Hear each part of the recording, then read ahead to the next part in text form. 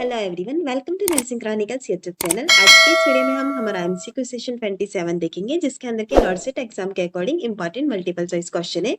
सबसे first question है हमारा, a patient with asthma is producing thick white secretion, which of the following nursing measure would be most appropriate for the nurse to include in her plan of care.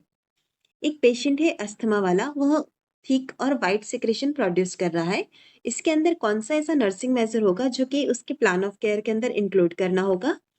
Option A increase fluid intake, option B promote exercise, option C administer oxygen, option D encourage coughing. Right answer है हमारा यहाँ पर option A increase fluid intake. हम fluid intake इसलिए increase करेंगे क्योंकि यह systematic hydration को मेंटेन करेगा, जिसकी वजह से सिक्रेशंस मॉइस्ट होंगे और इजीली कम आउट हो सकेंगे। लेकिन हम जब भी फ्लूइड इनटेक को इंक्रीज कर रहे हैं तो ध्यान रखना है कि पेशेंट हार्ट फेलियर नहीं होना चाहिए। राइट या लेफ्ट साइडेड हार्ट फेलियर होगा तो उसके लिए फ्लूइड ओवरलोड हो जाएगा। नेक्स्ट क्वेश्चन है, which of the following is a first line drug used for pain management? Pain management के लिए फर्स्ट लाइन ड्रग कौन सी है? Option A ketamine, option B clonidine, option C acetaminophen, option D morphine. Right answer है हमारा यहाँ पर option C acetaminophen जो है वो फर्स्ट लाइन ड्रग है।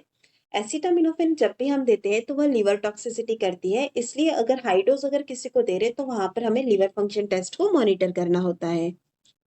नेक्स्ट क्वेश्चन है हमारा, a patient received codeine sulfate for severe back pain, which of the following observation must be done by the nurse? एक पेशेंट है जो कि कॉर्डन सल्फेट को रिसीव कर रहा है। इस पेशेंट के अंदर कौन सा ऐसा ऑब्जर्वेशन है जो कि नर्स को चेक करना होगा? Option A monitor fluid balance, option B monitor bowel activity, option C monitor for hypertension, option D monitor for peripheral pulses. Right answer है हमारा यहाँ पर option B monitor for bowel activity. Codeine sulfate जो होती है वो pen, कफ और diarrhoea के मैनेजमेंट में हम लोग देते हैं। जब भी इसे दे रहे हैं तो हमें बॉवेल एक्टिविटी को मॉनिटर करना होगा, क्योंकि यह बॉवेल एक्टिविटी डिक्रीज करती है। नेक्स्ट क्वेश्चन है, during the flushing of A PICC line, the nurse realized the line will not flush.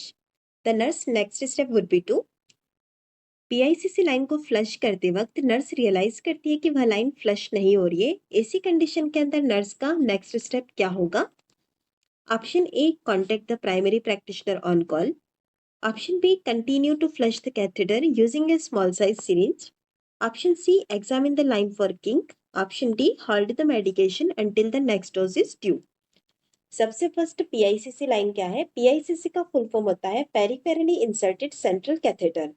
अगर यह लाइन फ्लश नहीं हो रही है तो उसके दो रीजन हो सकते हैं, या तो ट्यूब किंक हो गई है या फिर ऑक्लूशन है वहां पर।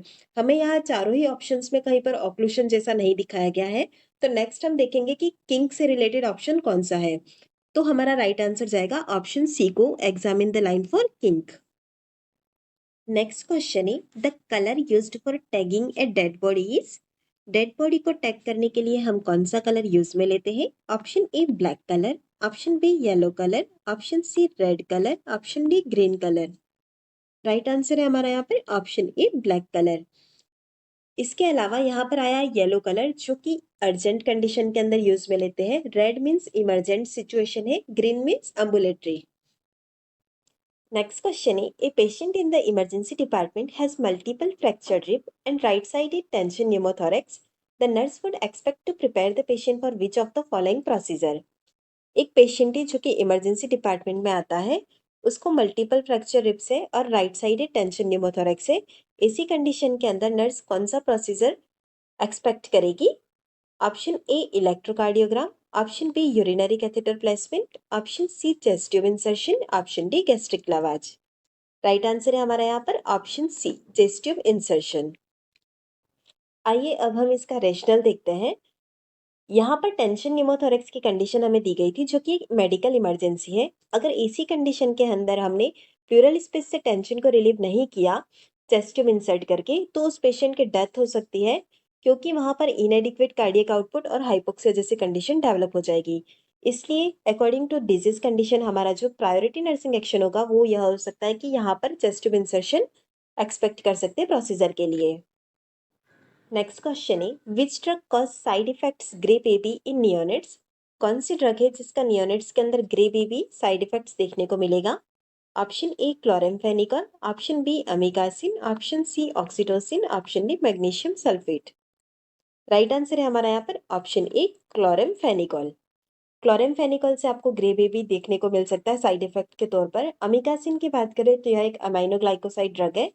मैग्नीशियम सल्फेट जो है वो एंटी कन्वल्सन ड्रग है जिसे कि हम प्रेगनेंसी के अंदर देते हैं। इसका एंटीडोट होता है कैल्शियम ग्लूकोरेट। इसके अलावा ऑक्सीटोसिन जो है उसे लेबर इंडक्शन के रूप में यूज में लिया जाता है। नेक्स्ट क्वेश्चन है which of the following instruction should a nurse provide to a patient who has diabetes and hypertrophic lipodystrophy.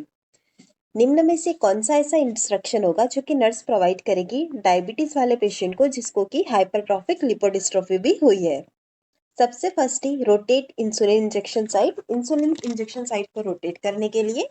Option B inject insulin at the edge of the affected area, जो भी affected area है उसके as पे insulin inject करने के लिए। Option C withhold the injection of insulin until the area is healed, जब तक वो एरिया हील नहीं होता तब तक इंसुलिन इंजेक्शन विथहोल्ड करना होगा। Option D use a longer needle to administer the insulin, insulin को एडमिनिस्टर करने के लिए लॉन्गर नीडल को यूज में ले। राइट आंसर है हमारा यहाँ पर ऑप्शन ए rotate insulin injection site. Insulin injection site जो होगा उसे हमें रोटेट करना होगा क्योंकि हम सेम जगह यूज करेंगे इंसुलिन का इंजेक्शन साइट, उसकी वजह से हाइपरट्रॉफिक लिपोडिस्ट्रोफी हो सकती है। और जो भी अफेक्टेड एरिया है उसे हमें 6 मंथ तक यूज नहीं करना है ताकि वहां पर थिकन सबक्यूटेनियस टिश्यू जो है वो रिग्रेस हो सके। नेक्स्ट क्वेश्चन है which of the following statement describe meaning of phimosis term. यहाँ पर सिंपली हमें पूछा गया है कि फिमोसिस टर्म जो होती है उसका मीनिंग क्या है। Option A inability to retract the foreskin, option B undescended testis, option C inflammation of testis, option D absence of sperm in semen. Right answer है हमारा यहाँ पर ऑप्शन ए। फिमोसिस का मतलब होता है inability to retract the foreskin. इसके अलावा अनडिसेंडेड टेस्टिस के लिए टर्म यूज में ली जाती है क्रिप्टोऑर्काइडिज्म, और इन्फ्लामेशन ऑफ टेस्टिस जो होता है उसके लिए ऑर्काइटिस। नेक्स्ट क्वेश्चन है which of the following finding would be the best indicator of the severity of a patient's pain. Patients का जो सिवियरिटी ऑफ पेन है इसके लिए कौन सा इंडिकेटर बेस्ट है। Option A the patient state that his pain is a 9 on the pain intensity scale, option B BP is 160/88 and pulse is 80 beat per minute, option see the patient is grimacing and tensing his muscle, option D temperature is 98.6 degree Fahrenheit. हमें question में पूछा गया है severity of pen का indicator, तो सबसे first option में ही हमें दिया गया है पेन रेट इंटेंसिटी स्केल, तो यही हमारा राइट आंसर होगा। नेक्स्ट क्वेश्चन है meaning of under 5 death is. Under 5 death का मीनिंग क्या होता है।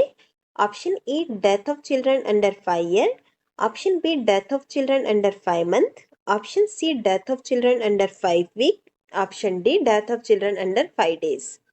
राइट आंसर है हमारा यहाँ पर ऑप्शन ए। इसके अंदर death of children under 5 year जो भी होते हैं वो अंडर 5 डेथ के अंदर आते हैं। नेक्स्ट क्वेश्चन है the most common normal position of the fetus in utero is. Most common fetus की पोजीशन इन यूट्रो कौन सी होती है। Option A transverse position, option B vertical position, option C oblique position, option D none of above. Right answer है आपका यहाँ पर option B vertical position. Vertical position के अंदर जो फिटल का स्पाइन है वो पैरेलल होता है मैटरनल स्पाइन से। आप यहाँ देख सकते हैं सिफेलिक प्रेजेंटेशन और ब्रिज दोनों के अंदर ही जो है ये वर्टिकल स्पाइन देखने को मिलेगी आपको। वहीं अगर आप बात करेंगे ऑब्लिक्यू की तो वह कुछ इस तरह का एंगल होगा। ट्रांसफर जो है वहां पर फिटल स्पाइन और मैटरनल स्पाइन का रिलेशन कुछ ट्रांसफर इस तरह से होता है। जो ऑब्लिक्यू और ट्रांसफर्स पोजीशन होती है उसके अंदर नॉर्मल पर वेजाइना डिलीवरी कराना बहुत डिफिकल्ट है। Next question he What event occurring in the second trimester helps the expectant mother to accept the pregnancy? एक प्रेग्नेंट लेडी के अंदर सेकेंड ट्राइमेस्टर के अंदर कौन सा ऐसा एक्सपेक्टेंट होगा जिसको कि मदर एक्सेप्ट करेगी as a pregnancy.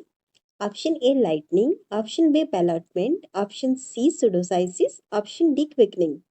Right answer है आपका यहाँ पर ऑप्शन डी। सेकेंड ट्राइमेस्टर के अंदर मदर को क्विकनिंग फेल्ट होती है। नेक्स्ट क्वेश्चन है first pair of teeth to erupt in children is. Childrens के अंदर फर्स्ट पेयर ऑफ टीथ कौन सा इरप्ट होता है। Option A incisal, option B canines, option C molar, option D premolar. Right answer है आपका यहाँ पर option A. Lower central incisor जो होते हैं वो फर्स्ट इरप्ट होते हैं। चिल्ड्रंस के अंदर जो टीथ होते हैं जिन्हें कि मिल्की टीथ, टेम्पररी टीथ या डेसिडुअस टीथ भी कहते हैं, यहाँ पर उनके अंदर प्रीमोलर एब्सेंट होता है, मोलार जो है वहां पर भी थर्ड मोलार एब्सेंट होता है। नेक्स्ट क्वेश्चन है, why should not give ऑपियोइड analgesic during second stage of labour because they can. ऑपियोइड analgesic जो होती है उसे सेकेंड स्टेज ऑफ लेबर नहीं देते हैं, उसका क्या कारण है? Option A, increased fetal activity. Option B, it cause the uterus to rupture. Option C, respiratory depression in the newborn. Option D, all of the above.